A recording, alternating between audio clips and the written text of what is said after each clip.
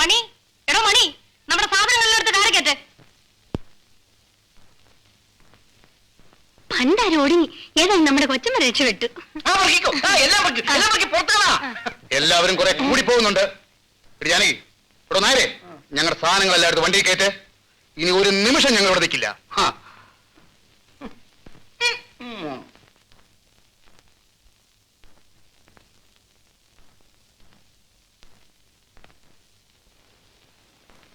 എന്താ ഗോപാല, എന്തുണ്ടായി? എന്തുണ്ടായെന്നോ? ചേട്ടൻ ജീവിച്ചിരുന്ന കാലത്ത് അങ്ങേർക്ക് മാനക്കൾ ഉണ്ടാകണ്ട എന്ന് വിചാരിച്ചാ ഞാൻ മാറി താമസിച്ചത്. പിന്നെ ഈ വസ്തുക്കളൊക്കെ ഒന്ന് നോക്കുക അന്വേഷിക്കാൻ ചെയ്യാൻ വേണ്ടി ചേർത്തിയമ്മയുടെ ആവശ്യപ്രകാരമല്ലേ ഞാൻ വീണ്ടും ഇവിടെ വന്ന് താമസിച്ചത്. അതിനിപ്പോ എന്ത് സംഭവിച്ചു? എന്ത് സംഭവിച്ചെന്നോ? നമ്മുടെ നിലം പാട്ടത്തിന് എടുത്തിട്ടില്ലേ ഒരുത്തൻ? ആരാ? ഗോവിന്ദനോ ഗോപാലനോ? എനിക്കറിയാൻ പറ്റില്ല. ഞാൻ നിലത്തോട്ട് കാലെടുത്ത് വെച്ചില്ല. അവൻ എന്തെല്ലാം പറയുന്നറിയോ? മാധവി ഞാനും ആരാണെന്ന് അറിയാതെ പോലും ഞങ്ങൾ അങ്ങേയൊക്കെ ആക്ഷേപിച്ചു. ഗോപാലൻ വിഷമിക്കണ്ട, ഞാൻ അയാളെ ഇങ്ങോട്ട് വിളിപ്പിക്കാം. വേണ്ട, അയാൾ പറഞ്ഞത് ശരിയല്ലേ. എനിക്കിവിടെ എന്താ അധികാരം ഉള്ളത്? ഇതെല്ലാം ചേട്ടന്റെ വകയല്ലേ.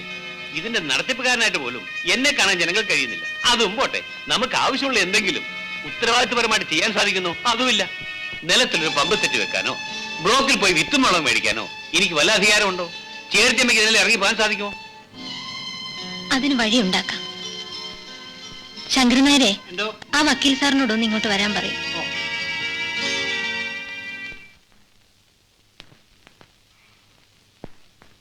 ബാബുമോൻ മേജറാവുന്നത് വരെ ഭവാനിയമ്മക്ക് അവകാശപ്പെട്ട സകല സ്വത്തുക്കളും നോക്കി നടത്തുവാനുള്ള ഉത്തരവാദിത്വം ഈ പത്രം വഴി ഗോപാലിനെ ഏൽപ്പിക്കുകയാണ്. ഗോപാലിനെ ഒരു വലിയ ചുമതലയാണ് ചേട്ടത്തിയമ്മ ഏൽപ്പിച്ചിരിക്കുന്നത്. വക്കീൽ സാർ പേടിക്കണ്ട.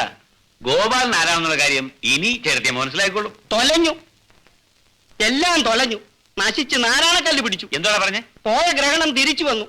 ഇനി ഇവിടെയുള്ള എല്ലാ നീർക്കോലിയും പത്തിയെടുക്കും. സിനിമ എപ്പോഴാ തുടങ്ങുന്നേ? 9:30 രണ്ടാമത്തെ കളി. ഓ, ഇപ്പൊ തന്നെ 9:30 അതെങ്ങനാ? ഇവിടെ വന്നേ പിന്നെ ഈ വീട്ടിലെ 1000 കൂട്ടം കാര്യങ്ങൾ അങ്ങേര് തന്നെ നോക്കണം. പിന്നെ വേണ്ടേ കൊച്ചമ്മയുടെ കാര്യം? ഒടിഞ്ഞൊരു വീട്ടുകാര്യം. എന്നാ മണി പിടിക്കൂ. ഓ,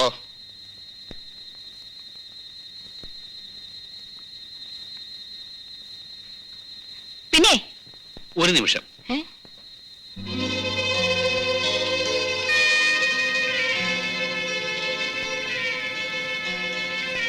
നമ്മൾ നാണു അയൽക്കാരനെ തല്ലി എന്നുള്ളതാണ് സത്യം. അതിനാ അവനെ അറസ്റ്റ് ചെയ്തത്.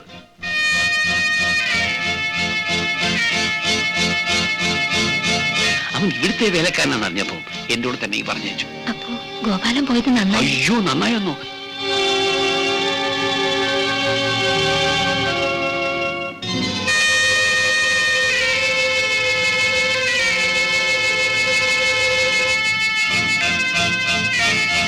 സിനിമയ്ക്ക് വന്ന് താമസിച്ചല്ലേ? വാപ്പാ, ഇനി എന്തിനാ സിനിമ? ലവ് സീനും കുറെ കഴിഞ്ഞ കിടക്കമുറി സീൻ വരെ ഇവിടെ തന്നെ കാണാമല്ലോ. മാധവി, അരിശം വരുന്നു. എന്റെ കാര്യം നോക്കാൻ ഇവിടെ ആരുമില്ല. ഭർത്താവ് എത്താലെന്താ? അനിയന്മാരുണ്ടല്ലോ, കൊഞ്ചാനും തൊള്ളാനും ഒക്കെ. ഇനി അവരോടെ തന്നെ ചെന്ന് കടന്നു.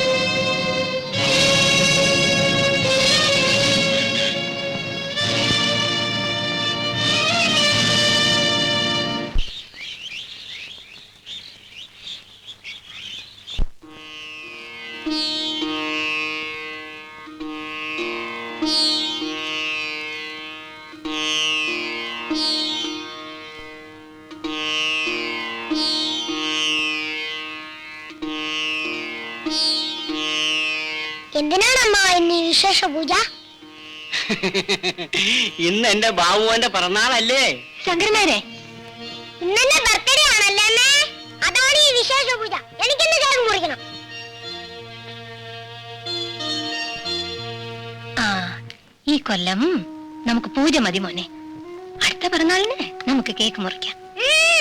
എനിക്ക് ഇന്ന് കേക്ക് മുറിക്കണം. അച്ഛനുണ്ടായിരുന്നെങ്കിൽ കേക്ക്, ബലൂൺ, സീറ്റ്, കളിപ്പാട്ടം ഒക്കെ വാങ്ങി തന്നെ. എനിക്കിന്ന് കേക്ക് മുറിക്കണം. വലിയ കേക്ക് വേണം. ആ, എല്ലാം വൈകുന്നേരത്താവാം. മോന് സ്കൂളിൽ പോവാൻ നേരമായില്ലേ? ചെല്ല, വാ മോനെ, സ്കൂളിൽ പോവാൻ നേരമായില്ലേ? അനിയൻ കുഞ്ഞിനൊരു ഉമ്മ ഉമ്മ ഉമ്മ. ആ മോനെ, അമ്മാവാ, അനിയൻ കുഞ്ഞിന്റെ ബർത്ത്ഡേ എപ്പോഴാണ് അമ്മാവാ? അത് പറഞ്ഞിട്ടല്ലേ മോനെ പറയാൻ പറ്റൂ. ചെല്ല്. വാ മോനെ, നമുക്ക് പോകാം. വാ. അമ്മാവാ, കേക്ക് വാങ്ങിക്കാൻ മറക്കരുത് കേട്ടോ. ഇല്ല മോനെ. ഇന്ന് അവന്റെ പിറന്നാളാണെന്ന് അവനെ അറിയിക്കരുതായിരുന്നു ശങ്കരൻ നായരെ. ഞാൻ അറിയാതെ പറഞ്ഞു പോയതാ കൊച്ചമ്മേ. ഇന്ന് വൈകിട്ട് എങ്ങനെ ആഘോഷിക്കാനാ ശങ്കരൻ നായരെ? അവന്റെ അച്ഛൻ ഈ വീട്ടിൽ ഇനി എന്താഘോഷിക്കാനാ? മാസങ്ങൾ പോലും ആയില്ല. അതിനിടയിൽ ഇല്ല, ഒരിക്കലുമില്ല. ഈ വീട്ടിൽ ഇനി ഒരു ആഘോഷവും പാടില്ല.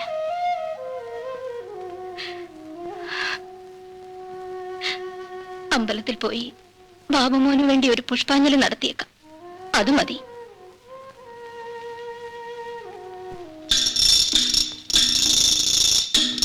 പിന്നെ ഒന്നിങ്ങി വരണം. കുഞ്ഞമ്മ ടാറ്റ. ടാറ്റ പറയാൻ നടക്കുന്നു. പിന്നെ ഇന്നിന്റെ ബർത്ത്ഡേ ആണ്. നമ്മുടെ ഫ്രണ്ട്സിനെ ഒക്കെ വിളിക്കണം. ബർത്ത്ഡേയോ? ആ, ഇന്നോ? എന്നാരും പറഞ്ഞു? ഞാൻ പറയുന്നു. ഓ, അങ്ങ് തീരുമാനിച്ചു കഴിഞ്ഞു. ശരി, എന്ന് നടക്കട്ടെ. എടി ജാനകി, പിന്നെ വലിയൊരു കേക്ക് വാങ്ങിക്കണം. ആ എടി, 3 വക പ്രഥമം വേണം. പാൽ പായസം, അടപ്രഥമൻ, കൊച്ചമ്മേ, ഈ വീട്ടിൽ വെച്ച് ഇപ്പോൾ ഇതൊക്കെ വേണം. എന്താടി ഇത് നിന്റെ മറ്റവന്റെ വീടാണോ? ദേ പറയുന്ന പോലെ കേട്ടോണം. മാധവി, ജാനകി പറഞ്ഞത് അദ്ദേഹം മരിച്ചിട്ട്. ആരുടെ അദ്ദേഹം? ചേടാ, ഒരു ഭർത്താവ് യത്തെന്നും പറഞ്ഞ് ലോകത്തുള്ള പെണ്ണുങ്ങളെല്ലാം കടന്ന് കരയണമെന്നുണ്ടോ? അല്ലെങ്കിൽ ഞാൻ കാണുന്നുണ്ട് ഓരോരുത്തരെത്ര നേരമാ കടന്ന് കരയുന്നതെന്ന്. എന്തിനാ മാധവി എന്നെ ഇങ്ങനെ വേദനിപ്പിക്കുന്നത്? അയ്യോടാ, ഇനിയിപ്പം അയ്യോ എന്നെ കൊല്ലുന്നേ എന്നും പറഞ്ഞ് കടന്ന് വിളിച്ചു പോവില്ലേ പെണ്ണുമ്പിള്ള? ഞാൻ അമ്മ എങ്ങോട്ട് പറഞ്ഞതാ ഈ ശവപ്പറമ്പിൽ എന്നെ എങ്ങോട്ടെങ്കിലും കെട്ടിയെടുത്തോണ്ട് പോവാൻ.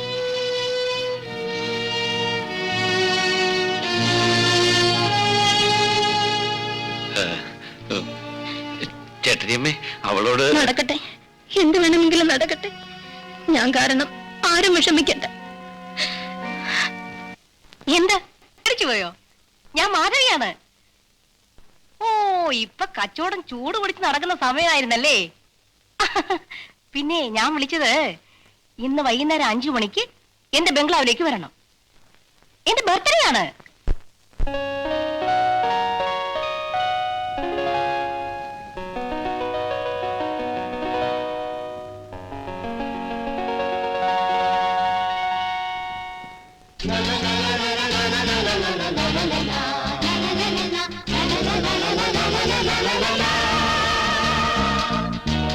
Many happy returns of the day.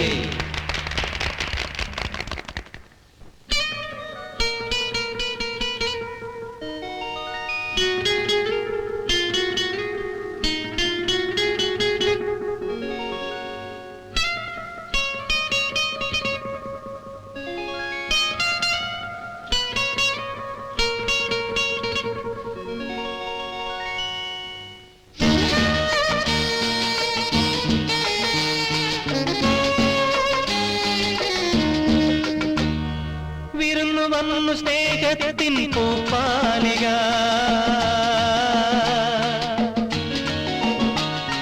വിടർന്നല്ലോ വൃശ്ചികത്തിൽ Karthika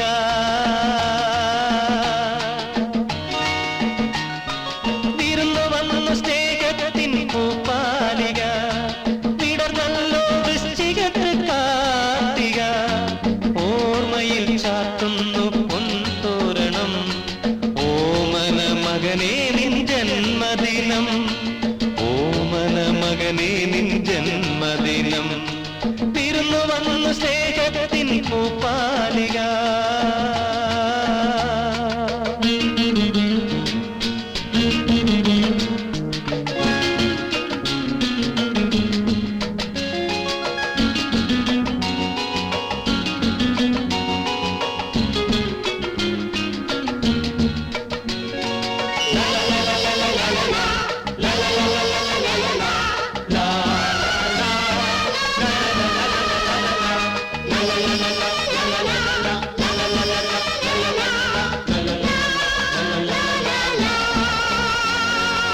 അച്ഛൻ പണ്ടു കണ്ട സ്വപ്നം അമ്മ നെഞ്ചിൽ തീർത്ത സ്വർഗം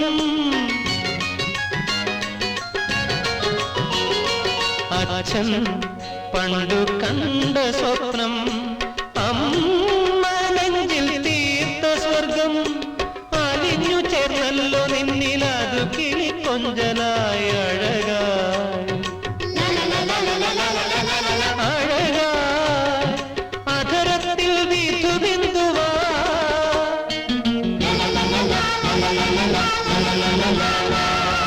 വിരുന്നു വന്നു സ്നേഹത്തിൻ പൂപ്പാലിക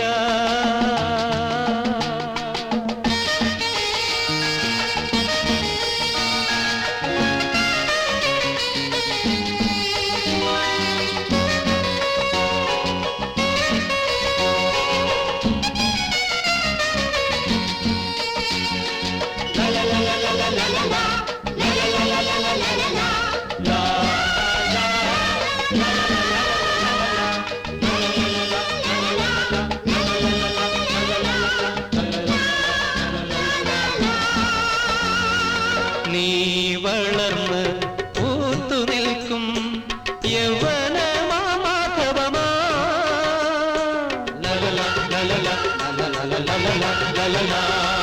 നീ വളർന്ന് പൂത്തു നിൽക്കും യൗവനമാധവമാ നീരായി മാറും ഞങ്ങൾ വീട്ടി തന്ന സമ്മാനമേ സുകൃതം സുകൃതം കൊണ്ട് കൈവന്ന നിധിയേ